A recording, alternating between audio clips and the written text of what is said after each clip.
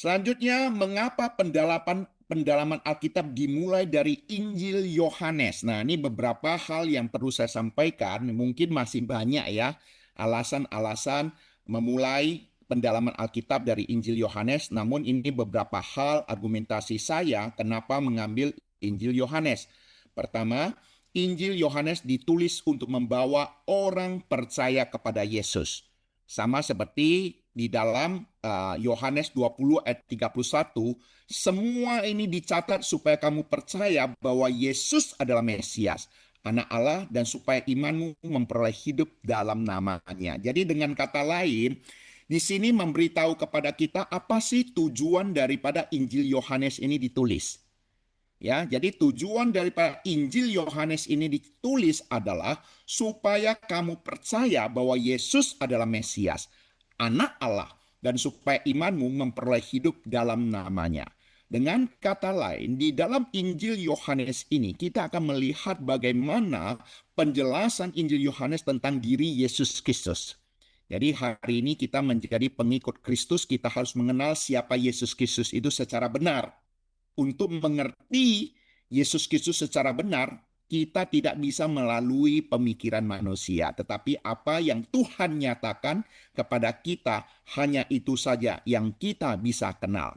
Dan tujuan daripada Injil Yohanes ini, setelah kita boleh mengenal, mempelajari, kita juga percaya bahwa Yesus adalah Mesias, Anak Allah.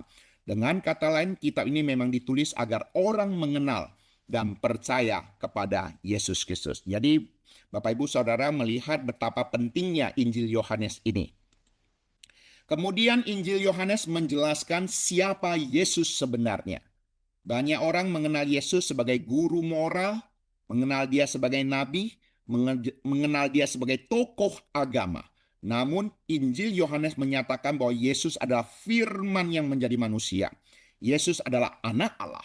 Yesus adalah Tuhan dan juru selamat. Jadi pendalaman kita ini membantu peserta memiliki dasar iman yang kuat tentang Yesus Kristus. Jadi ini pengenalan kita.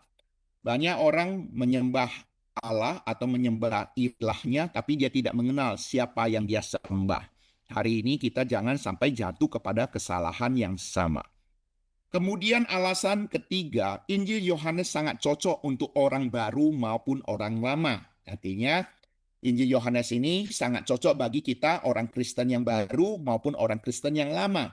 Bahkan bagi kita yang sedang belajar mengenal kekristenan pun Injil Yohanes ini sangat cocok. Ya, kitab ini sangat unik karena bahasanya sangat sederhana, maknanya sangat dalam. Orang yang baru percaya juga bisa memahaminya. Orang yang sudah lama percaya juga bisa menggali lebih mendalam. Ya, jadi ini sesuatu hal yang sangat indah sekali. Kenapa kita mengambil Injil Yohanes untuk bersama-sama membahasnya. Kemudian Injil Yohanes juga banyak berisi pengajaran-pengajaran rohani yang penting. Ya, seperti tentang kelahiran baru. Ya, apa itu kelahiran baru? Nah, bagi orang Kristen banyak yang juga tidak mengerti. Nah, di dalam Injil Yohanes ini kita akan sama-sama belajar apa yang dimaksud dengan kelahiran baru. Apa yang dimaksud dengan air hidup? Apa yang dimaksud dengan roti hidup? Terang dunia, gembala yang baik, pokok anggur yang benar. Semua ini sangat penting untuk kita pelajari untuk pertumbuhan iman orang percaya. Ya, jadi di dalam Injil Yohanes ini salah satu alasan kita mempergunakan pendalaman Alkitab ini karena banyak istilah-istilah kekristenan yang ada di dalam Injil Yohanes ini yang sangat penting untuk kita pelajari di dalam pertumbuhan iman kita. Kemudian Injil Yohanes juga menolong kita mengenal hati Tuhan. Ya, di dalam Injil ini kita akan melihat bagaimana sikap Tuhan Yesus kepada umatnya, kepada manusia, belas kasihannya kepada orang berdosa, kerendahan hatinya di dalam melayani. Ya, jadi dalam Injil Yohanes ini kita akan melihat bagaimana respon Tuhan Yesus terhadap orang-orang berdosa, orang-orang yang punya kelemahan, dan juga kerendahan hati dalam melayani. Ya, melalui Injil Yohanes kita tidak hanya mempelajari ajaran Yesus, tetapi juga mengenal hatinya, dan juga meneladani hidupnya. Ya, mungkin saya kalau bisa sambung, bukan hanya mempelajari ajaran, tetapi mengenal hati Kristus dan meneladani Yesus Kristus di dalam kehidupan kita. Alasan yang keenam, Injil Yohanes menjadi fondasi yang baik untuk memahami kitab-kitab lainnya. Nah, jadi kalau kita perhatikan baik-baik gambar ini, Injil Yohanes sepertinya sebuah landasan, fondasi yang penting untuk belajar tentang Injil-Injil lainnya. Jika seseorang sudah memahami Injil Yohanes dengan baik, maka dia akan lebih mudah memahami ya surat-surat lainnya, surat-surat Paulus ataupun ajaran-ajaran kekristenan di dalam Alkitab. Ya, jadi ini sesuatu yang sangat penting ya kenapa kita memilih Injil Yohanes. Kesimpulannya, pendalaman Alkitab dimulai dari Injil Yohanes karena kitab ini menolong kita mengenal siapa Yesus sebenarnya, memahami keselamatan dengan jelas, bertumbuh dalam iman pada Kristus. Dengan mengenal Yesus dengan benar, iman kita akan berakar kuat dan tidak mudah digoncangkan.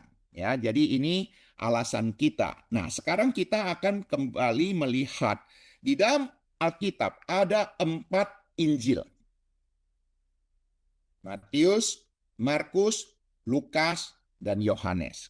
Nah, apa sih keunikan Injil Yohanes dibandingkan dengan Injil Matius, Markus, dan Lukas? Ya, jadi ada 7 keunikan.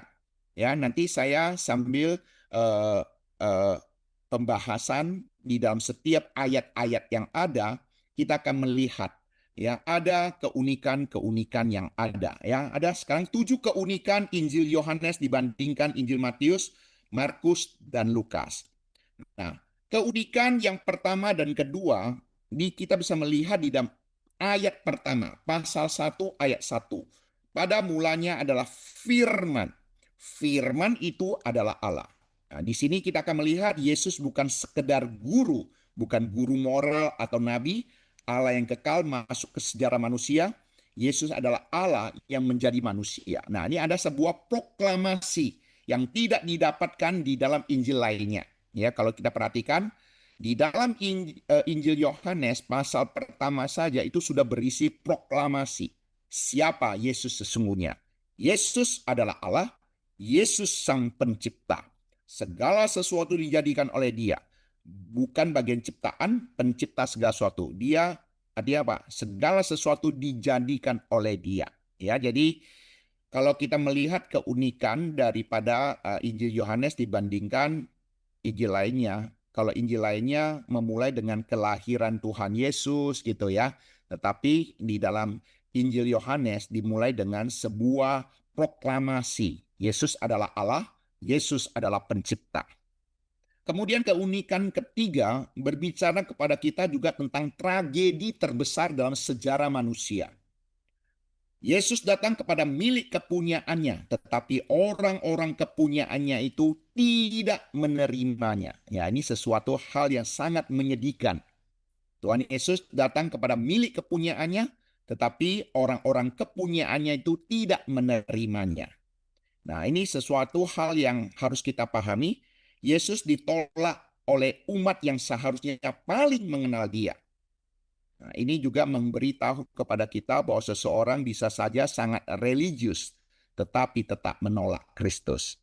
Kita bisa melihat aliran-aliran tertentu, agama-agama tertentu, mereka sangat setia, sangat tekun, sangat religius di dalam agama mereka.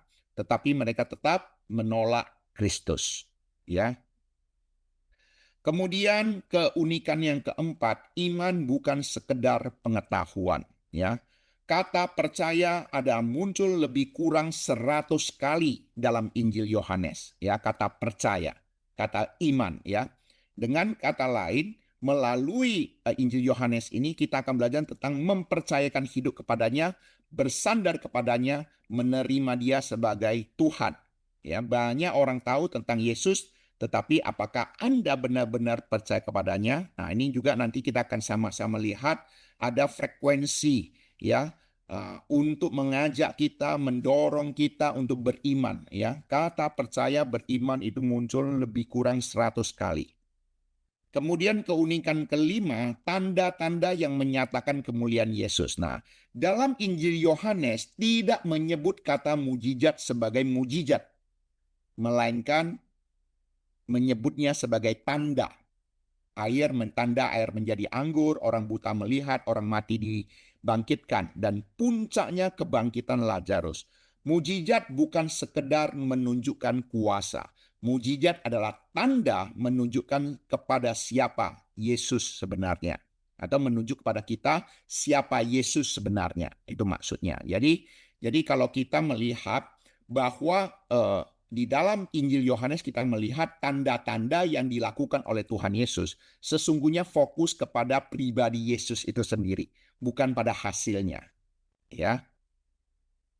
Kemudian keunikan keenam, pernyataan akulah di dalam Injil Yohanes sangat banyak, sangat radikal. Akulah roti hidup, akulah terang dunia, akulah pintu, akulah gembala yang baik, akulah kebangkitan dan hidup, akulah jalan kebenaran dan hidup, akulah pokok anggur yang benar. Ini kata aku ini mengingat kita kepada apa yang dikatakan Allah kepada Musa. Ketika orang-orang bertanya, siapakah aku? Aku adalah aku. Ya, jadi sebenarnya di sini kita akan melihat bagaimana penyataan Yesus adalah Allah. Dan ini sebuah konfirmasi lah apa yang dicatat di dalam Perjanjian Lama. Kemudian keunikan yang ketujuh, Injil Yohanes menantang setiap pembaca untuk mengambil keputusan. Nah, sesungguhnya Injil ini tidak netral. Kenapa? Karena tujuan daripada Injil ini tulis adalah supaya kamu percaya bahwa Yesus adalah Mesias, anak Allah. Supaya imanmu, kamu memperoleh hidup dalam namanya. Jadi Injil ini sebenarnya tidak netral. Maksudnya Injil ini tidak memberikan kebebasan bagi kita. Oleh sebab itu dia akan menantang kita, siapakah Yesus bagi Anda? Guru, nabi, tokoh sejarah, atau Tuhan dan juru selamat di dalam kehidupanmu. Kesimpulan bagi kita, Injil Yohanes tidak hanya memberi informasi tentang Yesus. Ia akan memaksa setiap pembaca untuk menghadapi satu kenyataan. Jika Yesus benar-benar adalah Allah menjadi manusia, maka seluruh hidup kita harusnya berubah. Ya, jadi kesimpulan daripada pembelajaran kita, ketika mengenal Yesus adalah Allah, maka akan memaksa kita dalam tanda petik supaya kita percaya kepada Dia, taat kepada Dia, sehingga di dalam hidup kita mengalami pembaharuan hidup. Sehingga pengenalan kita kepada Yesus berbeda dengan pengenalan daripada agama-agama lain tentang diri Yesus. Siapakah Yesus bagi Anda? Guru, nabi, tokoh sejarah, atau Tuhan dan juru selamat? Seharusnya jawaban kita adalah Yesus adalah Tuhan dan juru selamat kita. Oke. Ya, kiranya melalui pendalaman Alkitab ini setiap peserta semakin mengenal Tuhan dan bertumbuh dalam iman. Ya, jadi ini di dalam awal pembinaan ataupun pendalaman Alkitab ini harus saya sampaikan terlebih dahulu. Baik, kita akan melihat Injil Yohanes pasal 1 ayat 1 sampai 9. Ya, jadi ini sesi pertama kita. Kita akan mulai dari Injil Yohanes pasal 1 ayat 1 sampai 9. Ya, kita akan melihat beberapa pertanyaan pendahuluan yang akan kita sama-sama pelajari di dalam pembelajaran Injil Yohanes. Ini minimal ada 6, ya, ada 6 pertanyaan, tapi saya pikir akan lebih, ya, apalagi nanti kita akan akhiri juga dengan sebuah film yang viral sekarang ini. Kita akan melihat dari sudut pandang firman Tuhan bagaimana kita meresponinya. Nah, dari pertanyaan-pertanyaan ini coba rekan-rekan nanti perhatikan dari apa yang kita pelajari Injil Yohanes pasal 1 ayat 1 sampai 9, kita akan menjawab 6 pertanyaan ini. Mengapa Yohanes tidak memulai dengan kelahiran Yesus?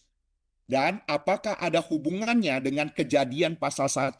Jadi rekan-rekan kalau perhatikan di IGC ini saya berusaha menghubungkan kitab Perjanjian Lama dan Perjanjian Baru. Jadi kita tidak hanya melihat Perjanjian Baru, tapi bagaimana melihat dari sudut pandang Perjanjian Lama. Karena apa yang tercatat di dalam perjanjian lama itu akan digenapi di dalam perjanjian baru. Dan untuk mengerti perjanjian baru dengan baik, kita membutuhkan perjanjian lama untuk menjelaskannya. Ya, jadi ini sesuatu hal yang sangat-sangat penting. Nah, jadi kita akan melihat mengapa Yohanes tidak memulai dari kelahiran Yesus dan apa hubungannya dengan Kejadian pasal 1, khususnya pasal 1 ayat 1. Ya, kemudian apa yang membedakan Yesus dari guru moral biasa ya, atau guru kebajikan yang dipandang dunia ini? Kemudian ketiga, jika Yesus adalah terang, mengapa dunia masih gelap? Ya, kalau terang itu telah datang ke dalam dunia, mengapa kegelapan masih ada dalam dunia ini? Ini pertanyaan yang patut kita sama-sama pelajari pada malam hari ini. Kemudian yang keempat, bisakah orang yang telah menerima terang Kristus jatuh ke dalam dosa? Apa bedanya dengan mereka yang tidak memiliki terang Kristus? Nah, hari ini kita yang sudah percaya pada Yesus Kristus, menerima terang Kristus, masih bisa jatuh ke dalam dosa tidak? Kalau masih bisa jatuh ke dalam dosa, apa bedanya kita dengan orang yang tidak percaya pada Tuhan Yesus yang belum memiliki terang Kristus? Nah, nanti kita akan jawab di dalam pertanyaan, di dalam pendalaman Alkitab malam hari ini. Kemudian pertanyaan kelima, ini bersifat pribadi. Apa momen paling gelap yang pernah Anda alami di dalam kehidupan Anda? Baik itu masa lalu maupun masa seperti sekarang ini sedang Anda jalani. Momen yang paling gelap yang pernah Anda alami di dalam kehidupan Anda apa? Ya, kemudian nanti di dalam ayat-ayat Alkitab ini coba Bapak Ibu Saudara bisa menghubungkannya dengan terang Kristus yang menerangi kegelapan yang ada di dalam kehidupanmu. Kemudian yang keenam, jika kita sudah mengetahui Yesus adalah pencipta segala-galanya, bagaimana ini mengubah cara Anda menghadapi situasi sulit? Dengan kata lain, kalau kita percaya Yesus adalah Allah, pencipta langit dan bumi, hubungkan ketika Anda menghadapi kesulitan dalam hidup ini, permasalahan berat dalam hidup ini, bagaimana respon Anda, bagaimana sikap hidup Anda, bagaimana cara Anda mengubah masa-masa sulit ini dengan pemahaman Anda tentang Yesus adalah Allah. Oke, jadi ini pertanyaan-pertanyaan yang akan dihubungkan di dalam kehidupan kita sehari-hari. Ya, semoga pembelajaran ini benar-benar dan sungguh-sungguh akan memberkati Bapak Ibu Saudara dan tidak akan menyia-nyiakan Bapak Ibu Saudara mengikuti pendalaman Alkitab ini. Ya, pendalaman Alkitab ini sangat sederhana, bersifat aplikatif dan bisa diterapkan langsung untuk pertumbuhan iman kerohanian kita. Ya. Baik, kita mulai pendalaman Alkitab Yohanes pasal 1 ayat 1 sampai 3. Saya akan membagikannya menjadi 3 bagian ya, 1 sampai 3, 4 sampai 6, kemudian 7 sampai 9 ya. Nah, Yohanes 1 ayat 1 sampai 3, firman Yesus, firman yang kekal dan pencipta segala sesuatu. Kita perhatikan, pada mulanya adalah firman. Firman itu bersama-sama dengan Allah dan firman itu adalah Allah. Ia pada mulanya bersama-sama dengan Allah, segala sesuatu dijadikan oleh Dia dan tanpa Dia tidak ada sesuatu pun yang telah jadi dari segala yang telah dijadikan. Perhatikan baik-baik. Di dalam ayat 1, 2, dan 3, kita melihat ada sebuah penekanan, proklamasi yang sangat-sangat jelas. Pada mulanya adalah firman. Nah, kenapa Yesus Kristus disebut sebagai firman di dalam ayat Alkitab ataupun di dalam Injil Yohanes ini? Ini patut juga kita sama-sama perhatikan. Di sini katakan pada mulanya. Apa arti pada mulanya di sini? Ya, pada mulanya adalah firman. Firman itu bersama-sama dengan Allah dan firman itu adalah Allah. Jadi di sini sebenarnya tanpa perlu ditulis Yesus Kristus. Ini sesungguhnya berbicara tentang Yesus Kristus yang adalah Allah. Ia pada mulanya bersama-sama dengan Allah. Firman itu adalah Allah, firman itu juga bersama-sama dengan Allah. Jadi ada dua pribadi. Ya, dua pribadi. Segala sesuatu dijadikan oleh Dia dan tanpa Dia tidak ada sesuatu pun yang telah jadi dari segala yang telah dijadikan. Jadi di sini juga berbicara pada kita, firman itu bukan saja Allah, Dia bukan saja bersama-sama dengan Allah, Dia adalah pencipta. Nah, jadi rekan-rekan, Dari 3 ayat ini kita memperoleh sebuah kebenaran yang sangat penting di dalam teologi kekristenan, bahwa firman itu adalah Allah, firman itu bersama-sama dengan Allah, dan firman itu juga adalah pencipta. Ya, nah sekarang kita coba hubungkan di dalam Yohanes pasal 1 ayat 1 dan Kejadian 1 ayat 1. Itu ada dimulai dengan sebuah kalimat, pada mulanya. Nah, ini ya, supaya lebih jelas begini. Kejadian 1 ayat 1 berkata, pada mulanya Allah menciptakan langit dan bumi. Yohanes 1 ayat 1 berkata, pada mulanya adalah firman. Firman itu bersama-sama dengan Allah, dan firman itu adalah Allah. Nah, apa beda kata pada mulanya di dalam Kejadian pasal 1 ayat 1 dengan Yohanes 1 ayat 1? Kedua kata ini dalam bahasa Indonesia katanya sama, pada mulanya, tetapi memiliki makna yang berbeda. Kejadian 1 ayat 1, kata pada mulanya itu menunjukkan awal penciptaan alam semesta. Artinya apa? Awal di mana dunia ini diciptakan. Sedangkan pada mulanya di dalam Yohanes 1 ayat 1, ini berbicara kepada kita bahwa firman itu sudah ada bahkan sebelum penciptaan dunia ini. Sebelum ada dunia ini, firman itu ada. Jadi pada mulanya di dalam Kejadian 1 ayat 1 itu berbicara tentang penciptaan, awal mula penciptaan.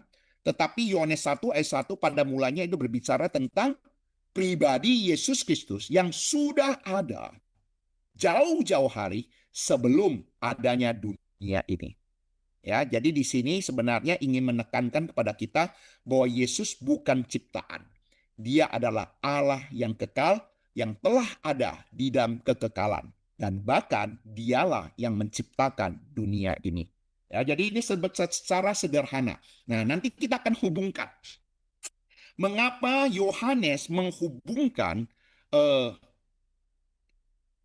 firman Tuhan yang dicatat ini dengan penciptaan? Nanti kita akan jawab. Ya, jadi ini penting sekali ya Bapak Ibu Saudara ya, menyingkapkan sebuah rahasia ya, kebenaran firman Tuhan bagi kita.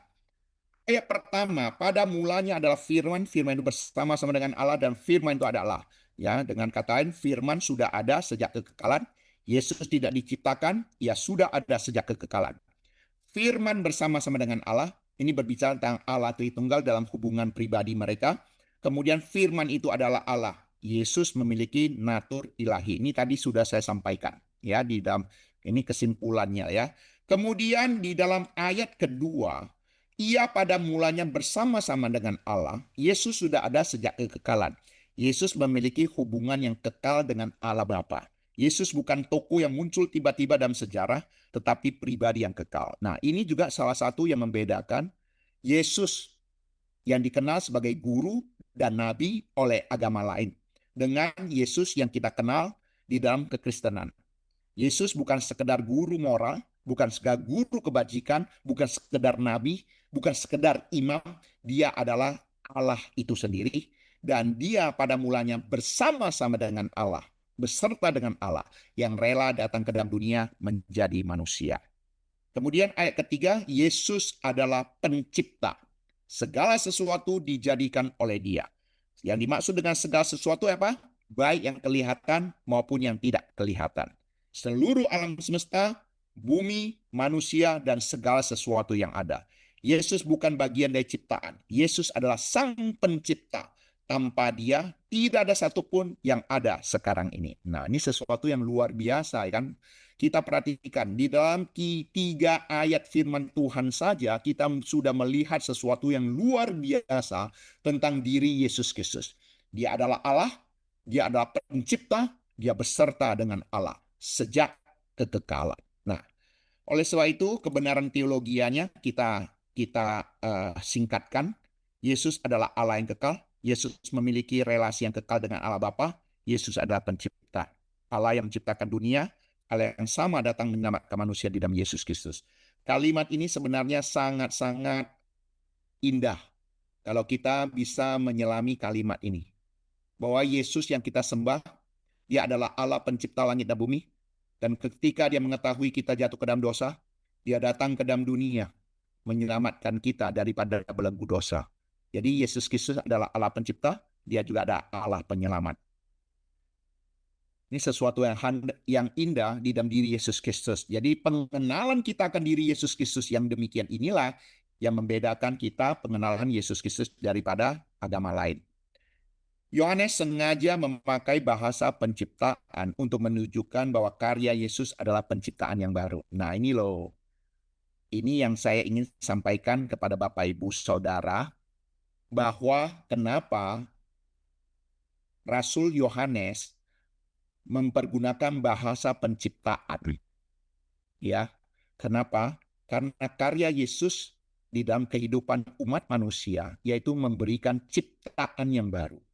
Penciptaan pertama itu bersifat terang fisik. Penciptaan baru terang rohani dalam Yesus. Ya, jadi di sini memberitahu kepada kita ciptaan yang pertama dalam bentuk fisik, ciptaan baru di dalam kehidupan umat Tuhan dan bersifat rohani. Nah, sekarang sebagai aplikasi kehidupan kita. Hari ini kita hidup, kita ada dalam dunia bukan sebuah kebetulan. Kita diciptakan Tuhan memiliki tujuan yang daripada Tuhan di dalam kehidupan kita. Jangan sia-siakan keberadaan kita dalam dunia ini. Kemudian kita juga harus ingat bahwa di dalam dunia ini ada pencipta, ada ciptaan. Tapi jangan membuat kita lebih mengagungi ciptaan daripada pencipta. Pusat hidup kita harus kembali pada Kristus. Dahulukan pencipta, dahulukan Kristus daripada apa yang diciptakan oleh Kristus. Ya, Anda nanti bisa membayangkan. Ya, kemudian Yesus berhak memimpin hidup kita. Mengikut Yesus berarti menyerahkan hidup kepadanya. Ya, jadi dengan kata lain, ketika kita mengenal siapa Yesus itu, dia adalah Allah, dia adalah pencipta, dia adalah penyelamat, dialah yang berhak memimpin seluruh kehidupan kita. Mengikut Yesus artinya menyerahkan hidup kita sepenuhnya, total kepada dia. Ya, jadi di dalam Injil Yohanes pasal 1 ayat 1 sampai 3 ini kita akan melihat pemahaman ini, ya, pemahaman tentang ini. Oke. Sekarang coba perhatikan baik-baik pendalaman Alkitab Yohanes pasal 1 ayat 4 sampai 5, ya. Nah, perhatikan Yesus sumber hidup dan terang yang mengalahkan kegelapan. Ya, ayat 4 dan 5. Dalam dia ada hidup. Dan hidup itu adalah terang manusia. Terang itu bercahaya di dalam kegelapan, dan kegelapan itu tidak menguasainya. Nah, sekarang kalau rekan-rekan perhatikan ayat ini, Anda kembali akan berhubungan dengan kitab Kejadian. Kejadian tentang penciptaan. Ciptaan Tuhan yang pertama tentang apa? Kejadian 1 ayat 2 sampai 4 perhatikan. Tadi kan ayat 1. Kejadian 1 ayat 1 kan? Pada mulanya kita melihatnya. Sekarang kita hubungkan dengan Kejadian pasal 1 ayat 2 sampai 4. Perhatikan baik-baik. Bumi belum berbentuk dan kosong. Gelap gulita menutupi samudera raya, dan roh Allah melayang-layang di atas permukaan air. Berfirmanlah Allah, jadilah terang. Lalu terang itu jadi. Allah melihat bahwa terang itu baik, lalu dipisahkannya terang itu dari gelap. Ya, ini Kejadian 1 ayat 24. Kemudian Yohanes 1 ayat 4-5, dalam dia ada hidup, dan hidup itu ada terang manusia. Terang itu bercahaya di dalam kegelapan, dan kegelapan itu tidak menguasainya. Jadi Bapak Ibu Saudara, ini bukan sebuah kebetulan. Ketika Anda baca kitab Kejadian, Injil Yohanes ada hubungan yang demikian. Itu pasti punya hubungan teologi yang sangat kuat. Ya, ini berhubungan tentang terang dan gelap. Yohanes sengaja memakai bahasa penciptaan untuk menunjukkan bahwa karya Yesus adalah penciptaan yang baru, new creation. Ya, jadi perhatikan baik-baik, ini hubungannya. Ya, hubungan daripada Injil Yohanes dengan kitab Kejadian. Ya, jadi saya yakin dan percaya ini juga sebuah paradigma kebenaran ya yang penting untuk kita sama-sama perhatikan. Nah, perhatikan lagi persamaannya yang ada. Kejadian 1 ayat 2-4 berbicara tentang gelap gulita yang menutupi samudera raya. Dalam arti kacau, kosong, gelap, ketiadaan hidup, belum ada makhluk hidup. Kondisi rohani manusia dan bumi sebelum penciptaan. Ini adalah kondisi manusia yang dihubungkan. Yohanes 1 ayat 4-5 berbicara tentang terang bercahaya di dalam kegelapan. Kegelapan yang dimaksud adalah apa? Dosa, kebodohan rohani, keterpisahan manusia daripada Allah.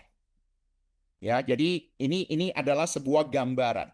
Gambaran perjanjian lama tentang kegelapan dunia, bumi ini masih kosong, dengan hubungan tentang ciptaan baru di dalam Kristus. Nah, ini penciptaan yang baru, yaitu Yesus membawa penciptaan yang baru. Yohanes sengaja memakai bahasa penciptaan untuk menunjukkan sebuah karya Yesus. Ya, kegelapan dan terang. Kemudian di dalam ayat keempat, dalam dia ada hidup. Dan hidup itu adalah terang manusia. Jadi di sini ada dua kata yang perlu diperhatikan, yaitu kata hidup dan kata terang. Ini hidup dan terang adalah dua kebutuhan paling mendasar di dalam kehidupan manusia. Hidup dan terang adalah kebutuhan. Kebutuhan yang mendasar dalam kehidupan manusia. Dan Yesus adalah sumber hidup. Yesus adalah sumber hidup sejati. Bukan hanya hidup secara fisik, tetapi hidup secara rohani dan kekal. Tanpa Kristus, manusia mati secara rohani. Ya, jadi di sini dihubungkan ya, dan juga ketika Yohanes menjelaskan tentang Yesus adalah terang dan adalah hidup itu sendiri, itu menunjukkan kepada kita siapa pribadi Yesus Kristus itu. Ayat kelima berkata, terang itu bercahaya di dalam kegelapan dan kegelapan itu tidak menguasainya. Berbicara tentang dosa, kejahatan, kebutaan rohani, dunia yang menolak Allah. Kegelapan tidak mampu mengalahkan terang Kristus. Jadi dengan kata lain, satu-satunya yang bisa mengalahkan dosa, kejahatan, kebutaan rohani, dan kegelapan dunia ini hanya terang Kristus. Ya, kalau berbicara tentang terang, banyak agama-agama lain juga berbicara tentang terang. Tetapi di dalam kekristenan sesungguhnya memberitahu kepada kita, terang yang bercahaya itu telah hadir di dalam kegelapan. Dan kegelapan tidak mungkin bisa menguasainya. Bapak, Ibu, Saudara perlu diketahui, kegelapan yang dimaksud, Tuhan tidak menciptakan kegelapan. Tuhan Maha Pencipta, tapi Tuhan tidak menciptakan kegelapan. Kegelapan itu sesuatu yang artinya tidak adanya terang. Oleh karena dunia ini gelap itulah, maka terang itu dibutuhkan. Dan terang itu hadir. Dan Tuhan menciptakan terang, dan terang di dalam perjanjian baru di dalam diri Yesus Kristus. Kesimpulannya, tentang hidup yang sejati dan terang yang tidak pernah terpadamkan. Apakah kita hanya melihat terang itu atau benar-benar hidup di dalam terang Kristus? Banyak anak-anak, siswa-siswi disekolahkan di sekolah Kristen. Mereka mengenal Yesus, tapi tidak menerima Yesus sebagai Tuhan dan Juru Selamat hidup mereka. Mereka mengenal terang itu, tapi mereka tidak benar-benar hidup di dalam terang itu. Ini sesuatu hal yang sangat dikasihani. Ya, oleh sebab itulah tugas daripada kita bagaimana memperkenalkan terang itu. Nah, inilah yang diajar di dalam pasal selanjutnya. Ayat 6 dan 9. Dipanggil menjadi saksi terang. Datanglah seorang yang diutus Allah namanya Yohanes. Ia datang sebagai saksi untuk memberi kesaksian tentang terang itu, supaya oleh dia semua orang menjadi percaya. Ia bukan terang itu, tetapi ia harus memberi kesaksian tentang terang itu. Terang yang sesungguhnya yang menerangi setiap orang sedang datang ke dalam dunia. Bapak, Ibu, Saudara, coba bayangkan 3 kebenaran poin yang pertama, kedua, ketiga, dan hubungkan baik-baik. Poin yang pertama, Yesus adalah Allah. Bersama-sama dengan Allah, dia adalah pencipta.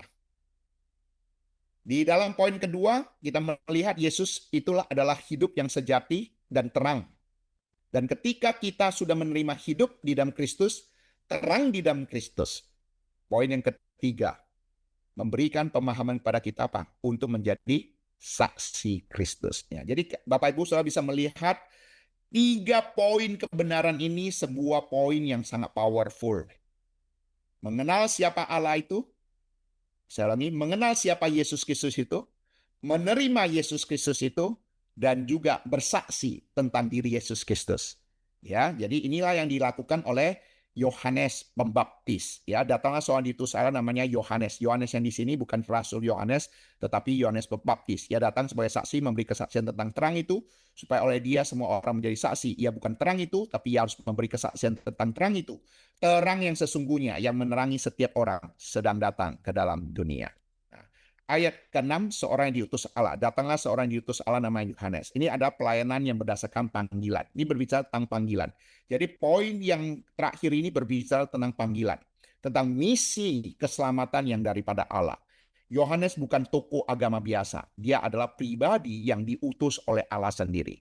Nah, ini juga berbicara dan hubungkan kepada diri kita sendiri. Yang sudah mengenal siapa Yesus, yang sudah menerima Yesus Kristus, kita harus menjadi saksi Kristus. Ya, ini poin yang penting ya, rekan-rekan. Perhatikan, mengenal Yesus Kristus, menerima Yesus Kristus, dan bersaksi, menjadi saksi Kristus. Ayat 7 dan 8, saksi bukan terang. Membicarakan ada kita hanya menjadi saksi dan bukan terang itu. Ya, ayat 7 berkata tugas Yohanes bersaksi tentang terang supaya oleh dia semua orang menjadi percaya. Ayat 8 dia mengatakan dia bukan terang, Yohanes bukan Mesias, ia hanya seorang saksi. Ini berbicara tentang kerendahan hati dan pelayanan menuju pada Kristus, bukan diri sendiri. Ini juga artinya apa? Jangan mengambil kemuliaan Kristus. Ya, kita sebagai hamba-hamba Tuhan, sebagai pendeta-pendeta, kadang-kadang tanpa sadar membuat jemaat mengkultuskan kita, mengagungkan kita, bahkan mengagungkan kita melampaui mengagungkan Tuhan. Itu sesuatu yang tidak boleh. Ya, jadi saya juga harus ingatkan kepada jemaat Tuhan, kepada saudara-saudara sekalian, kita hanya dipanggil sebagai saksi Kristus. Jangan mengambil kemuliaan Kristus. Ya, kita adalah tetap hamba, kita tetap budaknya Kristus. Ya, jadi kita harus memperlakukan diri kita sedemikian rupa supaya kita jangan sampai lupa diri. Ya. Selanjutnya, terang ayat 9, terang yang sesungguhnya. Terang yang sesungguhnya yang menerangi setiap orang sedang datang dalam dunia. Ya, terang itu membawa kebenaran sejati. Terang itu membuka mata rohani manusia. Terang itu juga memberi jalan menuju keselamatan. Yesus ada terang Allah masuk ke dalam kegelapan dunia. Kita membutuhkan terang. Ya, melalui terang Kristus itulah kita mengerti kebenaran yang sejati, yang menyingkapkan mata rohani kita, membuka rohani kita, dan juga memberikan jalan menuju keselamatan. Jadi yang dimaksud dengan terang Kristus di sini, maknanya, maksudnya apa? Ya, terang yang sesungguhnya itu apa? Sebagai kebenaran rohani yang penting, Allah memakai manusia sebagai saksinya. Yohanes Pembaptis, contoh saksi yang setia. Allah memakai kita. Kalau ditanya, Allah bisa nggak memakai malaikat untuk memberitakan Injil? Jawabannya pasti bisa. Tapi kenapa Allah memakai kita untuk memberitakan Injil? Pasti ada maksud daripada Tuhan di balik itu semuanya. Kemudian, pelayanan selalu menunjuk kepada Kristus.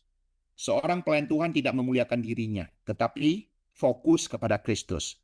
Dunia membutuhkan terang Kristus. Tanpa terang Kristus, kebutaan rohani, dosa, dan kesesatan. Ya, jadi rekan-rekan, ini adalah sebuah kebenaran rohani yang penting. Sebagai aplikasi di dalam kehidupan kita, di dalam pembelajaran kita pada hari ini. Setiap orang dipanggil menjadi saksi melalui perkataan kita, kehidupan kita, dan tindakan kasih kita, seperti Yohanes Pembaptis. Setiap orang percaya dipanggil menjadi saksi melalui perkataan, kehidupan, dan tindakan kasih. Ya, Bapak, Ibu, Saudara, saya rindu apa yang kita pelajari sekarang ini, kita juga boleh menerapkannya. Ya, benar-benar menjadi saksi Kristus, memberitakan terang Kristus kepada orang-orang di sekitar kita. Pelayanan kita harus berpusat pada Kristus, karena dunia ini membutuhkan terang. Oke. Dahulu hidup kita berada di dalam kegelapan dosa. Tidak mengenal Tuhan dan arah hidup kita dan arah hidup yang benar. Tetapi terang Kristus telah datang menerangi hidup kita. Membuka mata rohani kita. Membawa kita keluar dari kegelapan menuju hidup yang baru. Menjadi ciptaan yang baru. Karena itu hidup orang percaya adalah hidup yang telah dipindahkan dari kegelapan kepada terang Kristus. Namun setelah kita diterangi, Tuhan tidak memanggil kita hanya menikmati itu sendiri. Kita dipanggil untuk menjadi saksi membawa terang Kristus kepada dunia yang masih gelap. Jadi jika kita bertanya, mengapa dunia masih gelap walaupun terang Kristus sudah datang? Jawabannya karena Tuhan ingin memakai hidup kita menerangi dunia dengan terang Kristus. Jadi ini jawaban yang kita juga harus perhatikan. Kenapa terang Kristus telah datang ke dalam dunia, tapi dunia masih kegelapan? Jawabannya sederhana. Tuhan mau memakai kita menjadi saksi terang Kristus di tengah kegelapan dunia ini. Ada tugas, ada misi yang Tuhan berikan bagi kita.